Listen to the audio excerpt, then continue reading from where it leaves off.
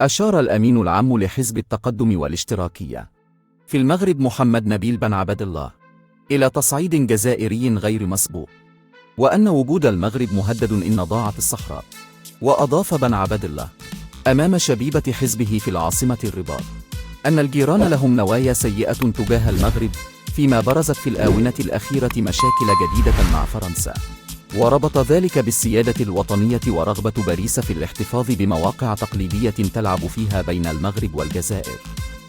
وقال السياسي اليساري المغربي إنه متابع لمسار ما يجري بين المغرب والجزائر منذ مدة طويلة، والمستوى غير المسبوق الذي وصل إليه حكام الجارة الشرقية خلال الآونة الأخيرة، ووصف ما يقدمون عليه بالحمق والتصعيد العدائي،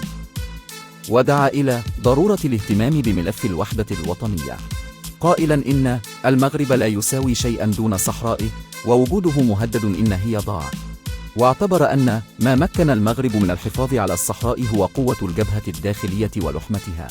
وأشار إلى أن بعض القضايا الداخلية الحقوقية بصرف النظر عن كونها خاطئة أو سليمة تستغل ضد المغرب